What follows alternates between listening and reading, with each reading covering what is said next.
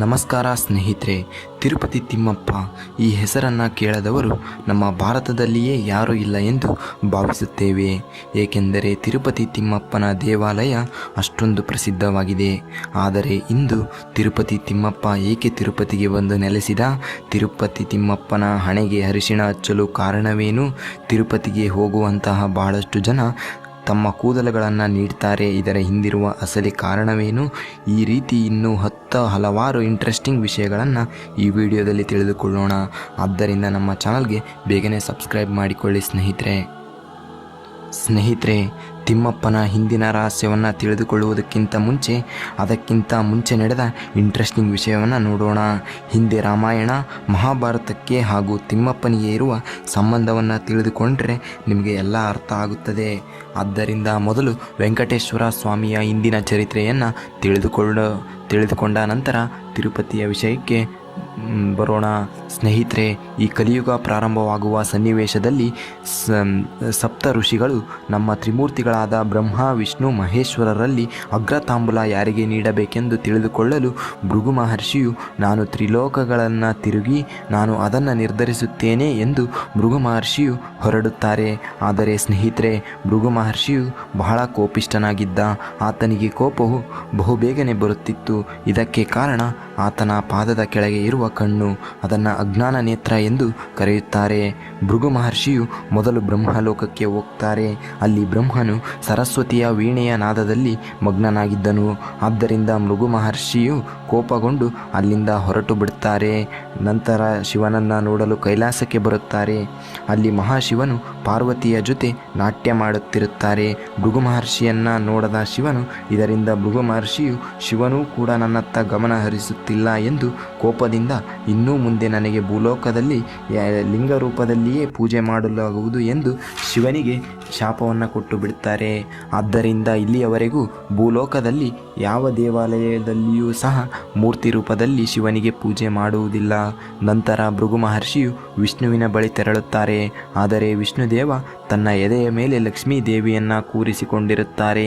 ಇತ್ತ ಗಮನ ಹರಿಸಿದ ಕಾರಣದಿಂದ ಭೃಗು ಮಹರ್ಷಿಗೆ ಕೋಪ ಬಂದು ವಿಷ್ಣುವಿನ ಎದೆಯ ಮೇಲೆ ತನ್ನ ಪಾದದಿಂದ ಒದ್ದು ಬಿಡುತ್ತಾನೆ. ಆಗ ಆ ಕ್ಷಣವೇ ವಿಷ್ಣುದೇವ ತಾನು ಮಾಡಿದ ತಪ್ಪನ್ನು ಅರಿತು, ಸ್ವಾಮಿ, ನೀವು ಬಂದಿರುವುದನ್ನು ನಾನು ಗಮನಿಸದಿರುವುದು ನನ್ನ ತಪ್ಪೇ. ನಿಮ್ಮಂತಹ ಶ್ರೇಷ್ಠ ವ್ಯಕ್ತಿಯನ್ನು ನಾನು ಅವಮಾನಿಸಿದ್ದೇನೆ. ಆದ್ದರಿಂದ ನನ್ನನ್ನು ಕ್ಷಮಿಸಿ ನಿಮ್ಮ ಪಾದ ಸೇವೆಯನ್ನು ಮಾಡಿಕೊಳ್ಳುವ ಭಾಗ್ಯವನ್ನು ನನಗೆ ಕರುಣಿಸಿ ಎಂದು ಭೃಗು ಮಹರ್ಷಿಯ ಕಾಲುಗಳನ್ನು ಮಹಾವಿಷ್ಣು ಒತ್ತುತ್ತಾ ಆತನ ಪಾದದ ಕೆಳಗೆ ಇರುವ ಮೂರನೇ ಕಣ್ಣನ್ನು ವಿಷ್ಣುವು ತನ್ನ ಹೆಬ್ಬೆರಳಿನಿಂದ ಒತ್ತಿಬಿಡುತ್ತಾನೆ. ಆಗ ಭೃಗು ಮಹರ್ಷಿಯು ಆತ ಮಾಡಿರುವ ತಪ್ಪನ್ನು ತಿಳಿದುಕೊಂಡು ಕ್ಷಮಾರ್ಪಣೆ ಕೇಳಿ ಹೋಗುತ್ತಾನೆ. ಸ್ನೇಹಿತರೆ, ಆದರೆ ಇಲ್ಲಿ ಎಲ್ಲ ನಡೀತಾ ಇರಬೇಕಾದರೆ ಪಕ್ಕದಲ್ಲೇ ನಿಂತು ಲಕ್ಷ್ಮೀದೇವಿ ಎಲ್ಲವನ್ನ ನೋಡುತ್ತಿರುತ್ತಾರೆ. ನನ್ನ ಕಣ್ಣುಗಳ ಮುಂದೆಯೇ ನಾನು ವಾಸವಿರುವ ನಿನ್ನ ಎದೆಯ ಮೇಲೆ ಮಾನವನಾಗಿರುವ ಭೃಗು ಮಹರ್ಷಿಯು ತನ್ನ ಕಾಲಿನಿಂದ ನಿಮ್ಮನ್ನು ಒದ್ದರೆ ನೀವು ಆತನನ್ನು ತಕ್ಷಣವೇ ಬೂದಿ ಮಾಡದೆ ಪಾದ ಸೇವೆ ಮಾಡ್ತೀರಾ. ಇದನ್ನು ನೀವು ಸ್ವೀಕರಿಸಬಹುದು. ಆದರೆ ಪತ್ನಿಯಾದ ನಾನು ನನ್ನ ಗಂಡನನ್ನು ಅವಮಾನಿಸಿದರೆ ನಾನು ಮಾತ್ರ ಸಹಿಸುವುದಿಲ್ಲ. ಇದಲ್ಲದೆ ನೀನು ಆ ಮಹರ್ಷಿಯನ್ನು ಏನೂ ಮಾಡದೆ ಬಿಟ್ಟಿರುವೆ. ಆದ್ದರಿಂದ ನಾನು ನಿನ್ನ ಜೊತೆ ಇನ್ನು ಮುಂದೆ ಸಂಸಾರ ಮಾಡಲಾರೆ ಎಂದು ಲಕ್ಷ್ಮೀದೇವಿಯು ವಿಷ್ಣುಮೂರ್ತಿಯನ್ನು ಬಿಟ್ಟು ಹೋಗಿಬಿಡ್ತಾರೆ. ಲಕ್ಷ್ಮೀದೇವಿ ಹೋಗುವುದರಿಂದ ವಿಷ್ಣುದೇವ ಮಾನಸಿಕವಾಗಿ ಕುಗ್ಗಿಬಿಡ್ತಾರೆ. ಇದರಿಂದ ವಿಷ್ಣುದೇವರಿಗೆ ಲಕ್ಷ್ಮೀದೇವಿ ಇಲ್ಲದೆ ಇರಲು ಆಗುತ್ತಿರಲಿಲ್ಲ. ನಂತರ ಲಕ್ಷ್ಮೀದೇವಿಯನ್ನು ಹುಡುಕುತ್ತಾ ಎಲ್ಲ ಲೋಕದಲ್ಲಿ ತಿರುಗುತ್ತಾರೆ. ಆದರೆ ಭೂಲೋಕವನ್ನು ಮಾತ್ರ ಹುಡುಕಲಿಲ್ಲ. ಏಕೆಂದರೆ ಲಕ್ಷ್ಮೀದೇವಿಗೆ ಭೂಲೋಕ ಅಂದರೆ ಇಷ್ಟ ಇರಲ್ಲ. ಏಕೆಂದರೆ ಈ ಭೂಲೋಕದಲ್ಲಿ ಹೊಲಸು ಮತ್ತು ದೌರ್ಜನ್ಯಗಳು ನಡೆಯುತ್ತಿರುತ್ತವೆ. ಅದಕ್ಕಾಗಿಯೇ ನೀವು ಚೆನ್ನಾಗಿ ಗಮನಿಸಿದರೆ ಲಕ್ಷ್ಮೀದೇವಿ ಯಾವ ಅವತಾರವನ್ನು ಎತ್ತಿದರೂ ಕೂಡ ಮನುಷ್ಯನ ಹೊಟ್ಟೆಯಲ್ಲಿ ಮಾತ್ರ ಹುಟ್ಟಿಲ್ಲ. ಸೀತಾದೇವಿ ಲಕ್ಷ್ಮೀದೇವಿಯ ಸ್ವರೂಪ. ಆ ಸೀತಾದೇವಿ ಹೇಗೆ ಹುಟ್ಟಿದಳು ಎಂದು ನಿಮಗೆ ತಿಳಿದೇ ಇರುತ್ತೆ. ನೆಲದ ಒಳಗೆ ಒಂದು ಪೆಟ್ಟಿಗೆಯಲ್ಲಿ ಸಿಗ್ತಾರೆ. ಹೀಗೆ ಲಕ್ಷ್ಮೀದೇವಿ ಯಾವ ಅವತಾರವನ್ನು ಎತ್ತಿದರೂ ಸಹ ಮನುಷ್ಯರ ಹೊಟ್ಟೆಯಲ್ಲಿ ಮಾತ್ರ ಹುಟ್ಟಿಲ್ಲ. ಆ ನಾರದ ಮುನಿಯು ವಿಷ್ಣುದೇವ ಇರುವ ಸ್ಥಳಕ್ಕೆ ಹೋಗಿ, ತಂದೆ, ಲಕ್ಷ್ಮೀದೇವಿಯು ಭೂಲೋಕದಲ್ಲಿ ಮಾನವ ರೀತಿಯಲ್ಲಿ ವಾಸಿಸುತ್ತಿದ್ದಾರೆ ಎಂದು ತಿಳಿದು ವಿಷ್ಣುದೇವನೂ ಸಹ ಮಾನವ ರೂಪದಲ್ಲಿ ಭೂಲೋಕಕ್ಕೆ ಬರ್ತಾರೆ. ಆಗ ವಿಷ್ಣುದೇವನು ಮಾನವ ಶರೀರದಲ್ಲಿರುವುದರಿಂದ ಅವರಿಗೆ ಹಸಿವು, ನಿದ್ರೆ, ಬಾಯಾರಿಕೆ ಎಲ್ಲವೂ ಆಗುತ್ತಿರುತ್ತದೆ. ಇದರಿಂದ ಲಕ್ಷ್ಮೀದೇವಿಯನ್ನು ಹುಡುಕಿ ಹುಡುಕಿ ಸುಸ್ತಾಗಿ ಅಲ್ಲಿಯೇ ಬಿದ್ದು ಮೂರ್ಛೆ ಹೋಗಿಬಿಡ್ತಾರೆ. ಆದರೆ ಸ್ನೇಹಿತರೆ, ವಿಷ್ಣುದೇವ ಮಾನವ ರೂಪದಲ್ಲಿ ಇರುವುದರಿಂದ ಮನುಷ್ಯರಿಗೆ ದೇವರು ಎಂದು ತಿಳಿಯುವುದಿಲ್ಲ. ಆದರೆ ಪ್ರಕೃತಿಗೆ ಎಲ್ಲದರ ಅರಿವಾಗುತ್ತದೆ. ಇದರಿಂದ ಸಣ್ಣ ಗೆದ್ದಿಲು ಹುಳಗಳು ಹಾಗೂ ಇರುವೆಗಳು ಸೇರಿಕೊಂಡು ಸ್ವಾಮಿಗೆ ಒಂದು ಹುತ್ತವನ್ನು ಮಾಡುತ್ತವೆ. ಇತ್ತ ನಾರದ ಮುನಿಯು ಲಕ್ಷ್ಮೀದೇವಿಯ ಬಳಿ ಬಂದು ಇಂದು ನಡೆದದ್ದೆಲ್ಲವನ್ನು ಹೇಳಿಬಿಡ್ತಾರೆ. ಇದರಿಂದ ಲಕ್ಷ್ಮೀದೇವಿಯು ಬ್ರಹ್ಮ ಹಾಗೂ ಶಿವನನ್ನು ಕರೆದು ಹೇಗಾದರೂ ಮಾಡಿ ನನ್ನ ಪತಿಯನ್ನು ಕಾಪಾಡಿ ಎಂದು ಹೇಳ್ತಾರೆ. ಆದರೂ ಸಹ ಲಕ್ಷ್ಮೀದೇವಿಯ ಮನಸ್ಸಿನಲ್ಲಿ ಆಗಿರುವ ಅವಮಾನದ ಜ್ವಾಲೆ ಇನ್ನೂ ಹಾಗೆಯೇ ಇರುತ್ತದೆ. ಇದರಿಂದ ನಾನು ಅವರ ಬಳಿ ಬರುವುದಿಲ್ಲ ಎಂದು ಹೇಳ್ತಾರೆ. ನಂತರ ಬ್ರಹ್ಮದೇವನು ಒಂದು ಹಸುವಾಗಿ ಹಾಗೂ ಶಿವನು ಅದರ ಕರುವಾಗಿ ಬದಲಾಗಿ ಅಲ್ಲೇ ಇರುವ ಒಂದು ಹಸುಗಳ ಗುಂಪಿನಲ್ಲಿ ಸೇರಿ ದಿನಾಲೂ ಆ ಹುತ್ತದ ಹತ್ತಿರ ಬಂದು ಆ ಹಸು ಹುತ್ತಿನ ಒಳಗೆ ಹಾಲನ್ನು ಹಾಕ್ತಾ ಇರುತ್ತೆ. ಆದರೆ ಆ ಹಸುಗಳ ಗುಂಪನ್ನು ಕಾಯ್ತಾ ಇರುವ ಒಬ್ಬ ಗೊಲ್ಲ ಎಲ್ಲ ಹಸುಗಳು ಹಾಲನ್ನು ಕೊಡ್ತಾ ಇವೆ, ಈ ಒಂದು ಹಸು ಮಾತ್ರ ಏಕೆ ಹಾಲನ್ನು ಕೊಡ್ತಾ ಇಲ್ಲ ಎಂದು ಯೋಚಿಸಿ ಬಹುಶಃ ಇದರ ಕರು ಆ ಹಾಲನ್ನೆಲ್ಲ ಕುಡಿತಾ ಇದೆಯೇನೋ ಎಂದು ಭಾವಿಸಿ ಆ ಕರುವನ್ನು ಬೇರೊಂದು ಕಡೆ ಕಟ್ಟಿ ಹಾಕ್ತಾನೆ. ಆದರೆ ಮಾರನೆಯ ದಿನವೂ ಕೂಡ ಹಾಲನ್ನು ಕೊಡೋದಿಲ್ಲ. ಇದರಿಂದ ಅನುಮಾನ ಬಂದು ಆ ಗೊಲ್ಲ ಹಸುವಿನ ಹಿಂದೆ ಹೋಗ್ತಾನೆ. ಆಗ ಆ ಹಸು ಒಂದು ಹುತ್ತಿನ ಒಳಗೆ ಹಾಲನ್ನು ಹಾಕ್ತಾ ಇರೋದನ್ನು ಗಮನಿಸಿ ನನ್ನ ಹತ್ತಿರ ಹುಲ್ಲನ್ನು ತಿಂದು ಆ ಹುತ್ತದೊಳಗೆ ಹಾಲನ್ನು ಹಾಕ್ತೀಯಾ ಎಂದು ಕೋಪ ಬಂದು ಆ ಹಸುವಿನ ಮೇಲೆ ಒಂದು ಕೋಲನ್ನು ಎಸೆಯುತ್ತಾನೆ. ಆದರೆ ಶ್ರೀನಿವಾಸ ಇದಕ್ಕೆ ಅಡ್ಡವಾಗಿ ಬಂದು ನಿಲ್ತಾರೆ.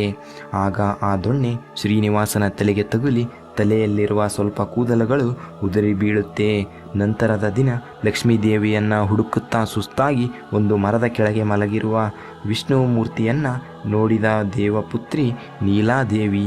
ಈತ ಇಷ್ಟೊಂದು ಸುಂದರವಾಗಿ ಇದ್ದಾನೆ, ಆದರೆ ಇಷ್ಟೊಂದು ಚೆನ್ನಾಗಿರುವ ವ್ಯಕ್ತಿಯ ತಲೆಯ ಮೇಲೆ ಕೂದಲುಗಳು ಇಲ್ಲದೆ ಚೆನ್ನಾಗಿ ಕಾಣಿಸ್ತಾ ಇಲ್ಲ ಎಂದು ಭಾವಿಸಿ ತಮ್ಮ ತಲೆಯಲ್ಲಿರುವ ಸ್ವಲ್ಪ ಕೂದಲನ್ನು ತಗೊಂಡು ಶ್ರೀನಿವಾಸನ ತಲೆಯ ಮೇಲೆ ಹಚ್ಚುತ್ತಾಳೆ.